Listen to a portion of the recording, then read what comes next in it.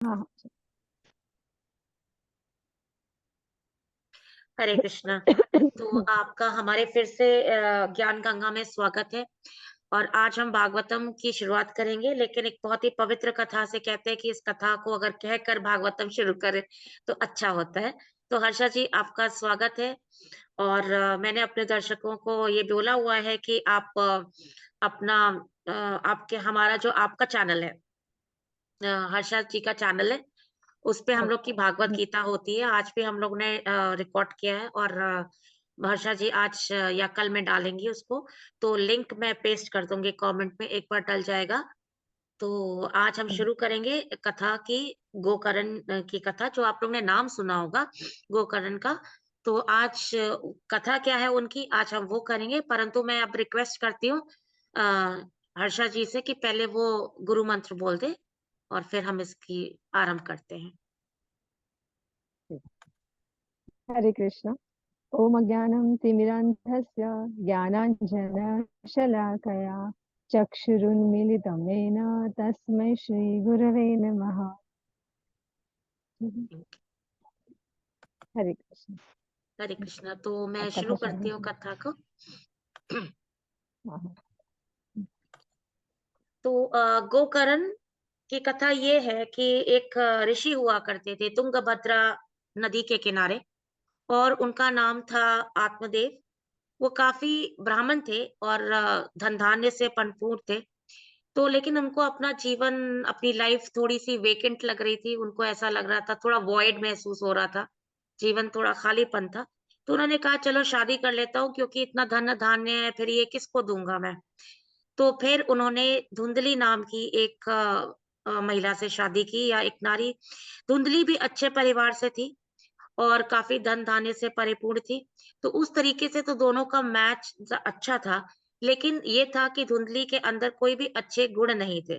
अब धुंधली जो नाम है, इसका मतलब ही है कि बुरे, मतलब कोई भी अच्छे काम करने से रोकना, कोई भी अच्छा विचार ना आना। धुंधली मतलब धुआँ, मतलब धुंधला मतलब कोई भी अच्छी चीज़ नहीं होना, हमेशा भ्रम में रहना। सुबह।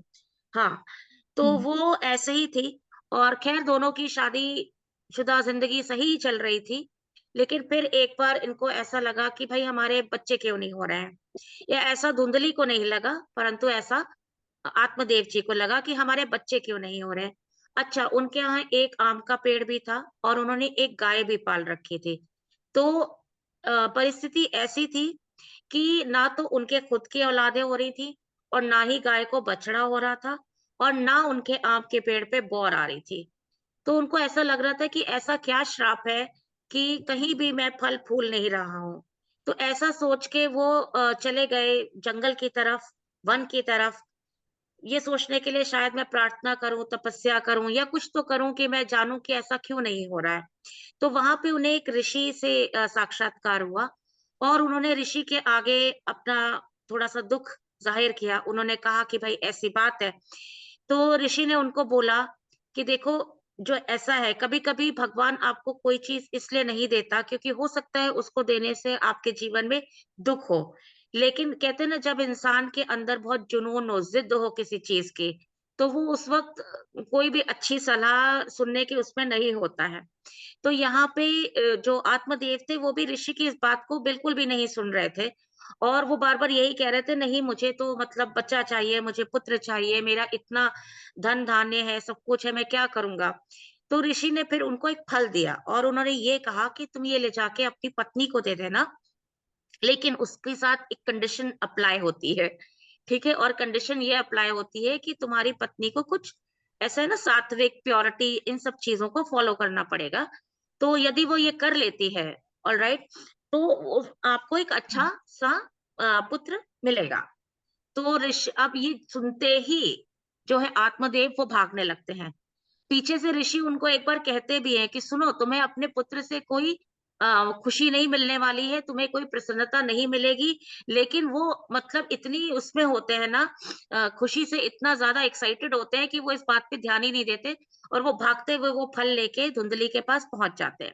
वो धुंधली से कहते हैं, देखो मैं तुम्हारे लिए ये फल लाया हूँ, और उनको सारी बात बता देते हैं कि देखो इसे खाने से क्या होगा कि हमारे पुत्र होगा। अब धुंधली के लिए ये बहुत मुसीबत की बात हो जाती है, क्योंकि वो वैसे भी उसके अंदर स्त्री वाले कोई गुण तो होते ही नहीं है। इसीलिए भगवान उसको पुत्र भी नहीं दे रहे होते। देखिए भगवान उसको किसी को वो चीज़ तभी देता है जब वो उसके लायक होता है, ठीक है? तो मतलब कहते हैं कि जब आप किसी चीज़ को सँभालने लायक या उस चीज़ के काबिल हो जाते हैं, तो ईश्वर आपको वो चीज़ ज़रूर दे देता है। तो ईश्वर को पहले से पता था कि इसके अंदर ऐसे कोई गुण ही नहीं है कि जो इसको मैं पुत्र दूँ। तो यहाँ पर उसने आखिर वो अपने दिखाई दिया, जब उसको फल मिला तो उसे कोई खुशी नहीं हुई। Rather she was really unhappy, और उसे ये लगने लगा कि अब मैं क्या करूँ इस फल के साथ? तो फिर वो अपने एक सहेली से इस बारे में डिस्कस करती है, उसको बताती है, लेकिन सहेली भी उसकी कोई मदद नहीं कर पाती है या उसको कोई बहुत ही फ्रूटफुल एडवाइस नहीं दे पाती है। तो धुंधली फिर दुखी हो जाती है कि भाई अब ऐसा लगता है खाना ही पड़ेगा। फिर तभी उसकी छोटी बहन आ जाती है, और उसकी जो छोटी बहन होती है वो ऑलरेडी 3-4 बच्चे होते हैं उसके, और वो फिर से प्रेग्नेंट होती है या फिर से वो गर्भवती होती है। तो उसकी जो पत्नी बहन होती है, वो उससे कहती है, मैं तुम्हारी इसमें सहायता कर सकती हूँ।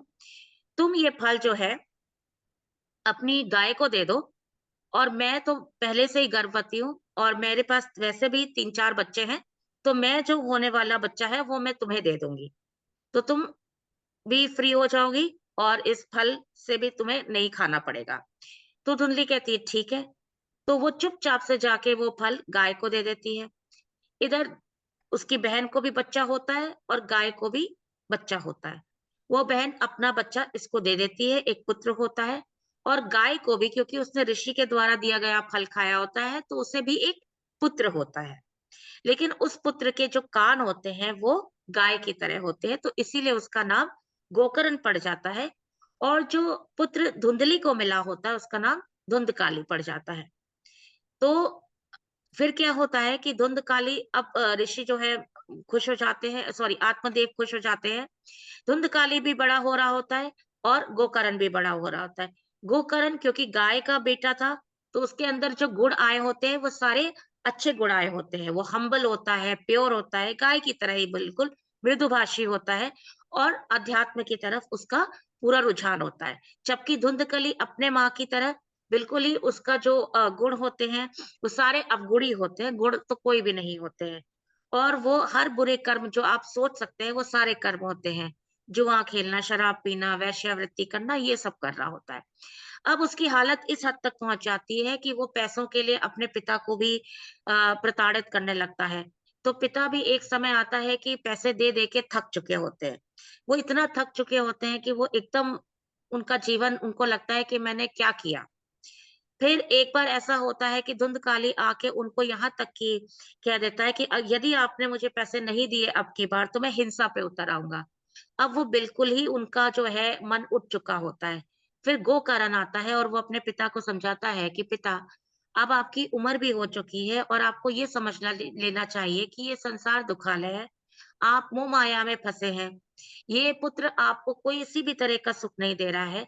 आप एक बहुत ही ज्ञानी व्यक्ति हैं, तो आप फ़ॉरेस्ट में जाइए, जंगल में जाइए, आप अध्यात्म कीजिए, तपस्या कीजिए और भगवान की तरफ अपने को मोड़िए। इससे आपको खुशी मिलेगी। तो उसकी बात मान के आत्मदेव छोड़ देते हैं और चले जाते हैं। धुंधकाली फिर अपनी माँ को तंग करने लगता है, और कुछ ना कुछ ऐसा होता है कि एक बार धुंधली कुएँ में गिर के मर जाती है। धुंधकाली अब पूरी तरीके से फ्री हो चुका होता है। अब उसके साथ उसने क्या किया होता है कि अब तो पैसे की कमी हो गई होती है, ना बचे ना पिता ना माँ। तो फिर वो राजा के यहाँ जाके चोरी करता है। अब राजा क्या, उसने ऐसे नहीं कि छोटी-मोटी चोरी की होती है, उसने बहुत धन चुरा लिया होता है। तो उसने जो है अपने घर में 5 वेश्याएँ रखी होती है। जब वेश्याओं को पता चलता है कि इसने राजा के यहाँ चोरी की है, तो वो ऐसा सोचती हैं कि अगर ये पकड़ा तो पक्का जाएगा, क्योंकि राजा तो ढूँढ ही निकालेगा। अब अगर ये पकड़ा गया तो इसके साथ हम भी जाएँगे। तो वो ये निश्चय करती है कि इसको मार के और इसको इसी के घर में दफना देते हैं। तो वो ऐसा ही करती हैं और वहाँ से उसका सब कुछ लेके भाग जाती हैं। गोकर्ण इस बीच में तीर्थ पे गया होता है। जब वो वापस आता है तो गाँव वाले उसको बताते हैं कि क्या हुआ है। गोकर्ण क्योंकि बहुत ही निर्मल हृदय था, तो उसको बहुत दुःख होता है। तो वो उसके लिए श्राद्ध करता है, गया में जाता है जहाँ पे हमारे वेदों में लिखा गया है श्राद्ध करने से हमारे जो होते हैं उनको मुक्ति मिलती है। तो वो ये सारा करता है। उसको लगता है कि अब शायद मुक्ति मिल गई है और वो रात को ये सब करके सो जाता है। रात को वो सोता है तो वो देखता है कि धुंधकली की आत्मा उसके पास आई होती है। तो वो बड़ा विचलित हो जाता है। वो सोचता है कि मैंने तो इसका श्राद्ध कर दिया है, फिर ये इसकी आत्मा क्यों भटक रही है? तो वो नेक्स्ट डे फिर सुबह उठ के सूर्य भगवान की पूजा करता है और उनसे बहुत प्रार्थना करता है कि मैंने तो श्राद्ध कर दिया है, फिर क्या रीज़न है कि इसकी आत्मा को मुक्ति नहीं मिली है? तो सूर्य देव कहते हैं कि देखो, इसने बड़े बुरे कर्म किए थे, इसलिए इसका पीछा अब इतनी जल्दी छूटेगा नहीं। तुम्हें श्रीमद् भागवतम की कथा करनी चाहिए। तो सॉरी फिर जो गोकर्ण है, वो तुरंत इसकी व्यवस्था करते हैं और वो सारे गाँव वालों को बुलाते हैं और श्रीमद् भागवतम की कथा 7 दिन की रखते हैं। अब सारे गाँव वाले इकट्ठा होते हैं, धुंधकली की आत्मा भी आती है।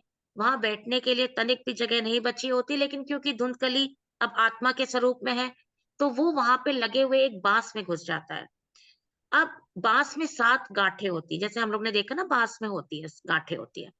तो कथा भी 7 दिन की होती है। तो जब पहले दिन की कथा पूरी होती है, तो बाँस की पहली गाँठ टूटती है।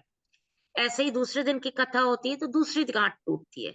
जब 7वें दिन की कथा पूरी होती है, तो 7वीं गाँठ टूट जाती है और धुंधकली की आत्मा उसमें से निकल आती है, फ्री हो जाती है। फिर भगवान के दूत नीचे आते हैं और धुंधकली की आत्मा को लेके जाने लगते हैं। ये देख के गोकर्ण को बड़ा आश्चर्य होता है और वो फिर उन दूतों से पूछता है कि आप सिर्फ गो इसको लेके क्यों जा रहे हैं? गाँव वाले भी तो थे जिन्होंने कथा में पूरा हिस्सा लिया, वो थे यहाँ पर, तो फिर ये कैसे हक इसका हुआ जाने का? उनको भी लेके जाना चाहिए। तो दूत उससे बोलते हैं कि बाकी लोग तो सिर्फ यहाँ उपस्थित थे, पर असल में ये धुंधकली की आत्मा ही है जिसने पूरे चित्त से भगवान की कथा सुनी है, इसलिए मोक्ष सिर्फ इसे ही मिलेगा। तो फिर गोकर्ण इस बात से बहुत ही ज़्यादा प्रभावित होते हैं और वो फिर से 7 दिन की कथा करते हैं।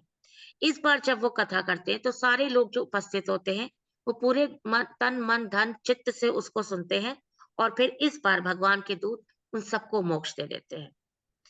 तो गोकर्ण की जो कथा है, पहले तो ये बहुत ही पवित्र कथा है और इससे हमें ये भी पता चलता है कि भगवान की कथा को सिर्फ सुन लेना, सिर्फ उपस्थित हो जाना और कथा सुनते वक़्त आपके दिमाग में ये चलना कि कब खत्म होगी और कितनी देर बची है, ये इतना लंबा क्यों बोल रहे हैं, ठीक है?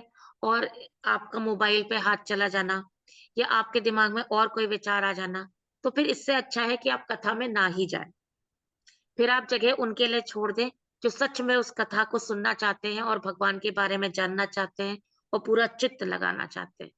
तो इसके और भी इंडिकेशंस हैं, तो अब मैं चाहूँगी कि हर्षा जी के साथ हम इसके बारे में थोड़ी-सी चर्चा करें। तो मैं अब उनको भी इसमें शामिल कर लेती हूँ।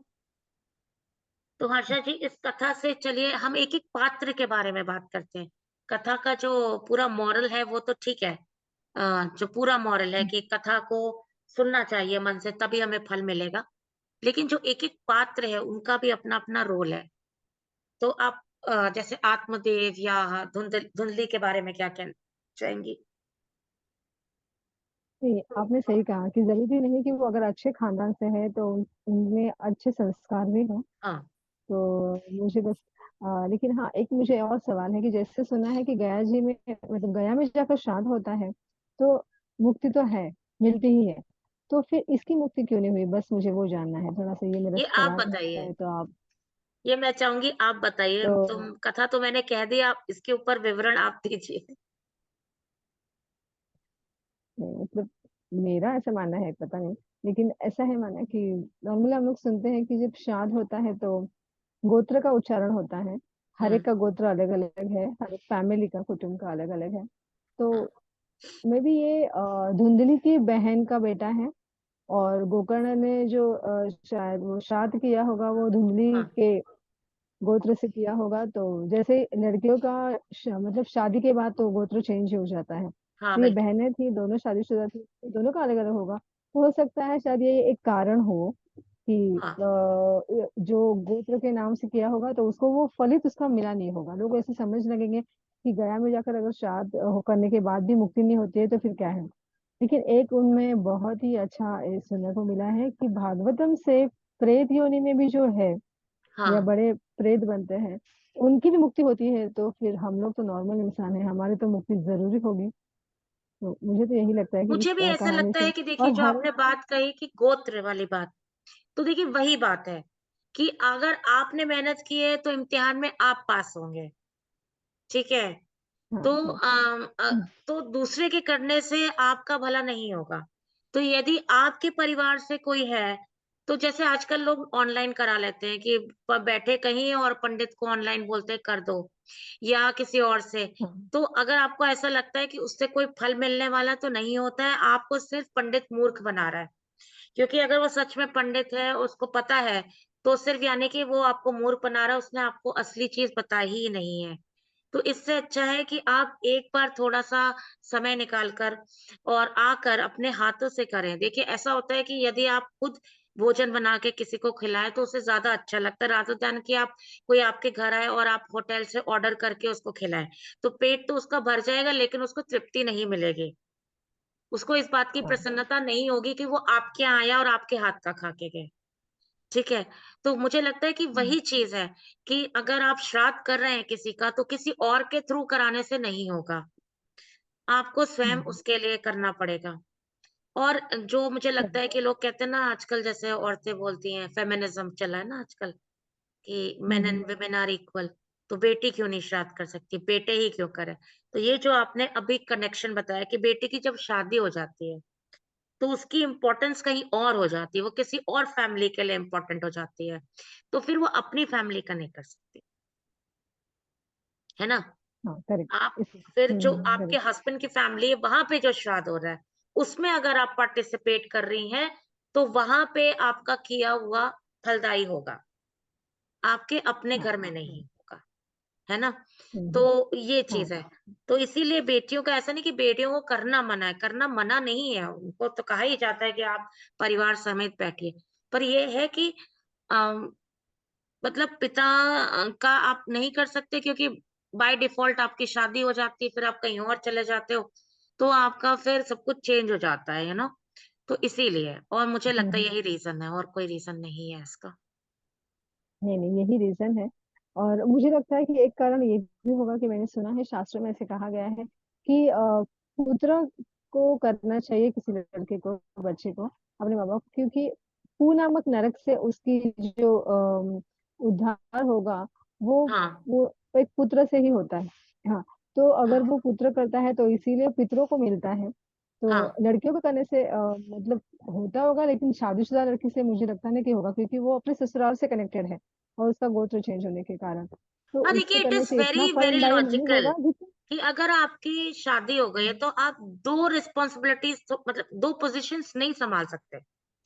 मान लीजिए करेक्ट। अगर मैं कहीं ऑफ़िस में हूँ, मैं बॉस बन गई हूँ, मैं सीईओ बन गई हूँ, तो मैं मैनेजर का काम थोड़ी ना सँभाल लूँगी, राइट?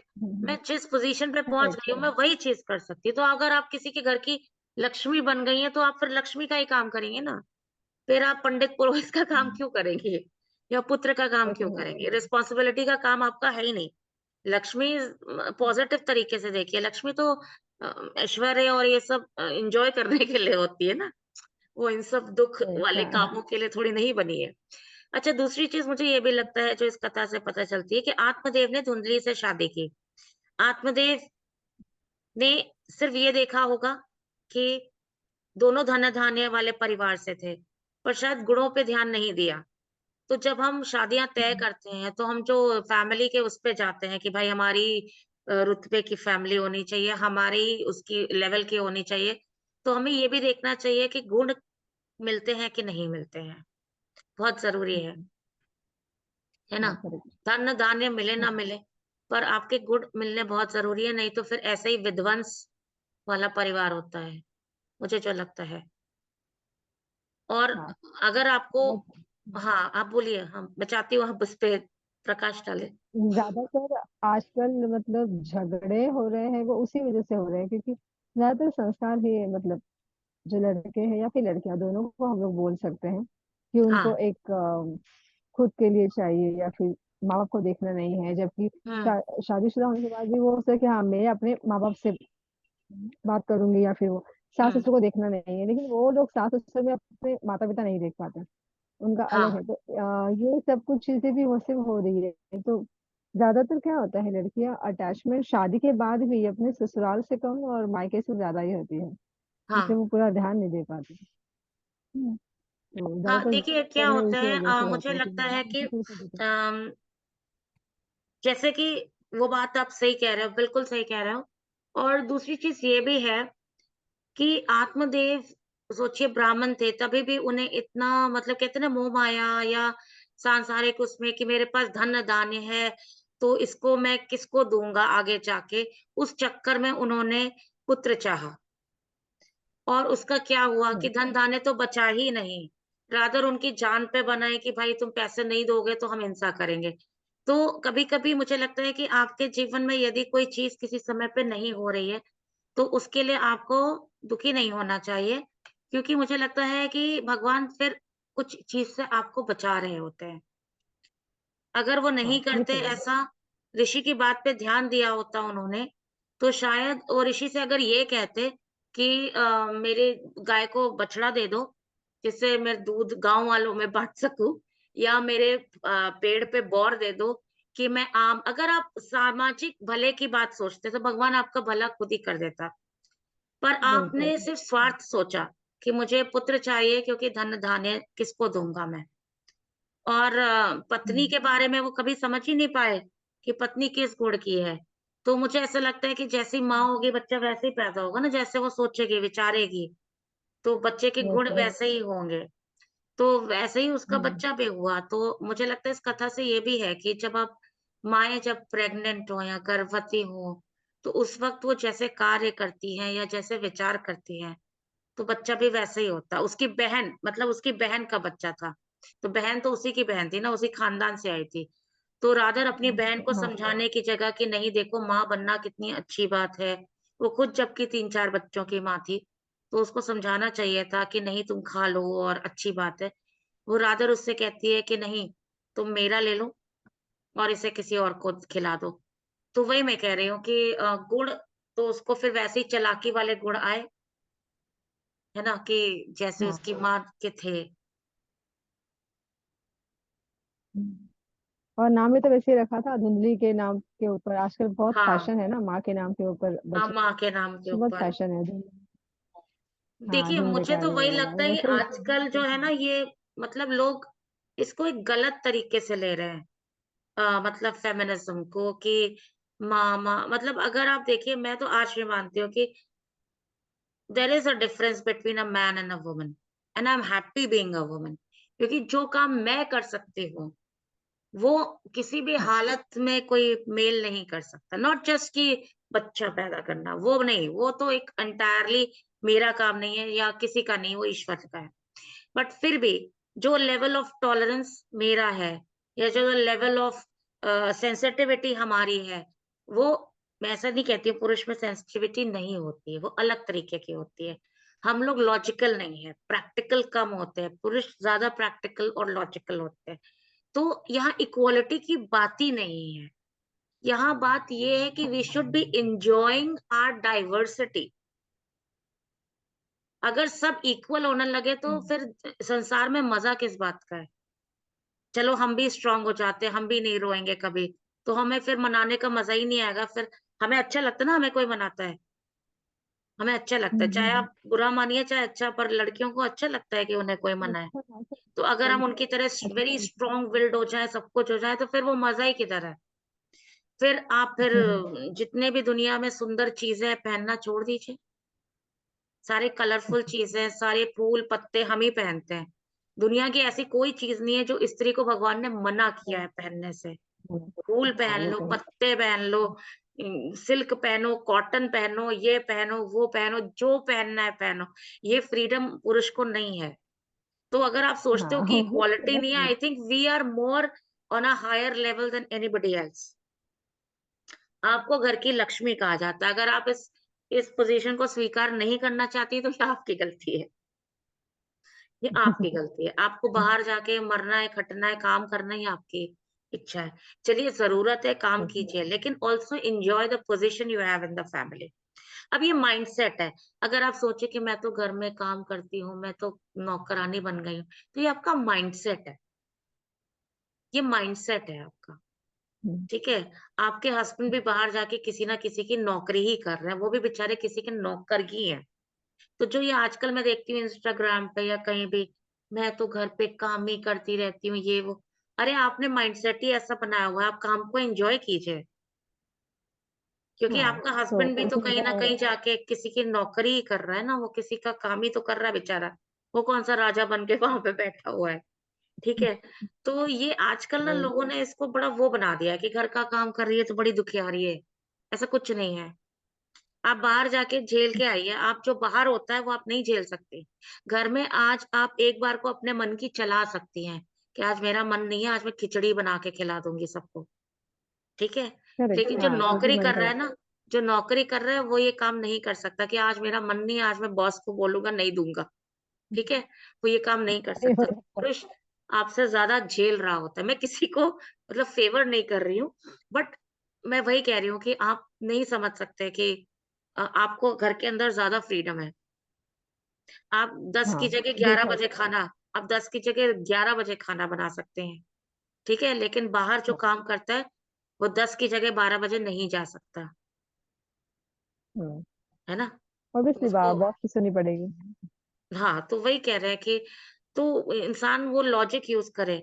आप एक बार को रोएँगी तो कोई कुछ नहीं बोलेगा, लड़का एक बार को रो दे तो बेचारे को कितनी गालियाँ खानी पड़ती हैं। सोचिए उसको हुँ, कितना सहन करना पड़ता है, वो तो रो भी नहीं सकता। आप तो रो पीट सकती है कहीं भी और लोग आपको रादर और पूछेंगे, कोई आपके ऊपर हँसेगा भी नहीं। लेकिन क्या एक इंस आदमी को हमने रोने की दी है छूट कि रो लो? नहीं दी है। सो आई थिंक वही चीज़ है कि गुण पहली चीज़ तो मतलब वही है कि नाम भी सोच समझ के रखना चाहिए। हर्षा जी आप बताएँगे इस बारे में?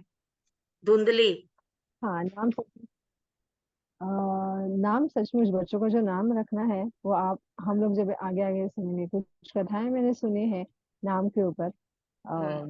जैसे अजामिल है या फिर हाँ, वो नेक्स्ट वाले उन्होंने में जो आप नाम सुनाइए। रखा हाँ, तो हाँ, तो नाम का बहुत प्रभाव पड़ता है। जैसे कलियुग तो नाम का ही युग है, जहाँ हाँ, आप इतने जैसे आपने कहा था कि लास्ट एपिसोड में कि 1 लाख तक हमारा आयु नहीं है या फिर 10,000 की सतयुग, त्रेता युग हाँ, जैसी यानी कि द्वापर युग जैसी। तो इसमें हम लोग सिर्फ बिल्कुल। 100 साल जीने वाले हैं। तो इसमें बहुत सारे आयु कम है, तो उसमें हमें बहुत सारा काम काम करना है। तो यहाँ पर ना पूजा के लिए टाइम है, ना फिर कीर्तन के लिए, ना फिर ऐसे कुछ योग साधना करने के लिए, तपस्या करने के लिए टाइम ही नहीं है। तो नाम जप कर सकते हैं आप, चैंटिंग कर सकते हाँ, हैं। अच्छा मुझे एक और बात इसमें कहनी है कि कथा से एक और हमें सीख मिलती है कि जो ऋषि-मुनि मिले थे उसे और आपने देखो जो फल दिया, वो हाँ, फल उसने अपनी पत्नी के हाथ में तो दिया, उसकी पत्नी ने खाया कि नहीं खाया उसको पता नहीं। लेकिन जो ऋषि-मुनि कहते हैं, जैसे हमारे गुरु महाराज अगर कोई कुछ कहते हैं तो हमें वो सुनना चाहिए, इसमें हमें बिल्कुल। हमारी भलाई है छुपी हुई, राइट? क्योंकि उसकी वजह से जो गोकर्ण का जो मतलब जो ऋषि द्वारा जो दिया गया फल, जो गाय ने खाया है, गौ माता ने, तो ऐसे गोकर्ण हुए और बहुत मतलब अच्छा वर्णन है, उनके कान की बहुत ही गोल्डन कलर की थी। गोकर्ण जो थे वो हाँ, बहुत ही सुंदर थे, उनको हुँ, ज्ञान था बहुत सारा और बहुत ही सात्विक प्रवृत्ति के थे। तो हमें गुरु से अगर जो ज्ञान मिलता है, वो हमें लेना है और उसमें एक्सेप्ट करना है, स्वीकार करना है। ऐसे नहीं कि जैसे उन्होंने अनदेखा किया, जैसे उन्होंने दिया फल अपनी पत्नी को दिया, उन्होंने खाया कि नहीं देखा ही नहीं है और वो मान गए कि जो बेटा हुआ है वो इसके थ्रू ही हुआ है। हाँ। तो बहुत सारी ऐसी चीज़ें भी हैं कि हाँ, ये वो कहते हैं ना हमें कि आप जो नहीं को दिखाई थोड़ी देती है। बुद्धि का भी इस्तेमाल करना चाहिए। जब आपको पता है आपकी पत्नी हुँ, ऐसी थी, ऐसा तो है नहीं मुझे नहीं लगता है कि उनको ऐसा नहीं पता होगा कि पत्नी की प्रवृत्ति क्या है। तो थोड़ा-सा आपको फिर गुरु की बात पे ध्यान देना चाहिए था और सुनना चाहिए था वो क्या कह रहे हैं। हुँ, हुँ, ये बात आपने बहुत-बहुत इम्पोर्टेंट कही हुँ, कि कई बार हम लोग जो होता है ना कि गुरु महाराज कहते हैं कि चलो छोड़ दो, जाने दो, मत इस चीज़ के पीछे पड़ो। तो हम कई बार इतनी मोह माया में फँसे होते हैं कि हम फिर भी उसको इग्नोर करते हैं। लेकिन अगर यही कहते हैं कि अगर आप अपने आप को सरेंडर करें जब किसी गुरु को, तो फिर आपको मान लेना चाहिए और जब आप मान लेंगे तो आप इतना ज़रूर ध्यान रखिए कि कुछ अच्छा ही होगा उसके आगे। क्या कुछ पता अलग आता होता है। मतलब आप कोई छोटी चीज़ माँग रहे हो और आपको मिलने वाला कुछ बहुत बड़ा हो, ठीक है? हाँ हाँ, हाँ, तो वही ठीक चीज़ है। है। मुझे लग रहा है अब हमारा समय खत्म हो रहा है, ठीक है? तो हर्षा जी, अच्छा। थैंक यू सो मच कि आप समय निकाल के हमारे साथ रात-बेरात बैठी जाती हैं। नेक्स्ट टाइम हमें लगता है हम कुछ नाम वाली कथा लेके कर सकते हैं और फिर हम भागवतम हाँ के हाँ, दूसरे स्कंद पे जाके बात करेंगे, ठीक है? और उस जरूर। कथा के बारे में बात करेंगे। लेकिन हाँ, ऐसी कुछ इंटरेस्टिंग कथाएँ हम भागवतम के लिए कर सकते हैं। थैंक यू सो मच और मैं इनके भागवत गीता का लिंक कमेंट में पेस्ट कर दूँगी। हरे कृष्ण। ठीक है, मैं भी आपको भागवतम का लिंक अपने यहाँ से जी, पेश कर बिल्कुल, दूंगी। बिल्कुल। ठीक है। हरे कृष्ण। बहुत बहुत धन्यवाद शिल्पी जी। ठीक है। हरे कृष्ण।